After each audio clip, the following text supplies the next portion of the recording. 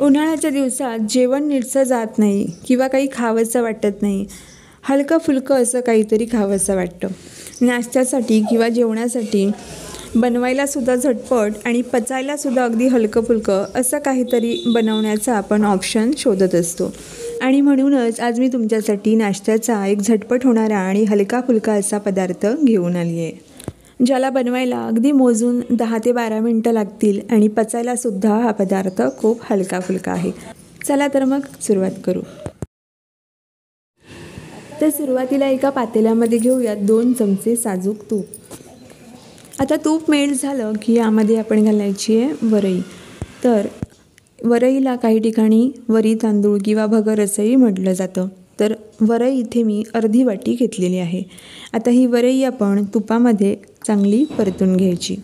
साधारण 3 ते 4 मिनटं ही वरई आपण लो फ्लेमवर छान अशी परतून घ्यायची. तर आता एक 4 ते 5 मिनटं ही वरई मी लो फ्लेमवर तुपावर छान अशी परतून घेतली आहे. कलरही बदलला आहे.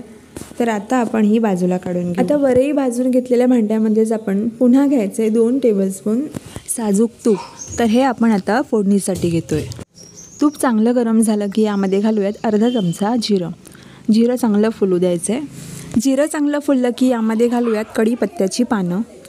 आता घालायची आहे बारीक चिरून घेतलेली हिरवी मिरची. तर इथे मी एक मध्यम आकाराची मिरची यामध्ये चिरून घातलेली आहे. मिरची तिखट असल्यामुळे एकच घातली. तुम्ही तुमच्या आवडीप्रमाणे मिरची कमी जास्त करू शकता. कढीपत्ता मिरची मिनिटभर परतून घेतल्यानंतर यामध्ये घालूयात 2 टेबलस्पून शेंगदाणे. आता शेंगदाणेसुद्धा आपल्याला फोडणीमध्ये 1 ते 2 मिनटं परतून घ्यायचे. आता शेंगदाणे 2 मिनटं परतून घेतल्यानंतर यामध्ये घालूयात बारीक करून घेतलेल्या बटाट्याच्या फोडी. तर इथे मी एक मध्यम आकाराचा बटाटा असा बारीक फोडी करून घेतलेला आहे. यामध्ये घालताना बटाट्याच्या फोडी बारीकच करायच्यात म्हणजे तो लवकर शिजतो. आता बटाटासुद्धा आपल्याला 1-2 मिनटं परतून घ्यायचं आहे फोडणीमध्ये. आता बटाट्याच्या फोडी 2 मिनटं फोडणीमध्ये परतून घेतल्यानंतर यामध्ये आपण वरई घालू. वरई घालून घेतल्यानंतर 1 मिनिटभर आपण फोडणीमध्ये परतून घ्यायची आहे. आणि लगेचच यामध्ये घालायचं आहे 2 चमचे शेंगदाण्याचं कूट. शेंगदाण्याचं कूटसुद्धा यामध्ये मिक्स करून घेऊ. त्यानंतर यामध्ये घालायचं आहे 2 चमचे किसून घेतलेलं ओलं खोबरं. खोबरं घालून घेतल्यानंतर पुन्हा याला एकत्र असं मिक्स करून घेऊ. कुठलाही पदार्थ जेव्हा आपण फोडणीमध्ये घालून घेतो तेव्हा त्यानंतर 1 ते 2 मिनिट चांगलं परतून घ्यायचं म्हणजे त्या पदार्थाला खूप छान अशी चव येते. आता घालूया थोडीशी बारीक चिरून घेतलेली कोथिंबीर.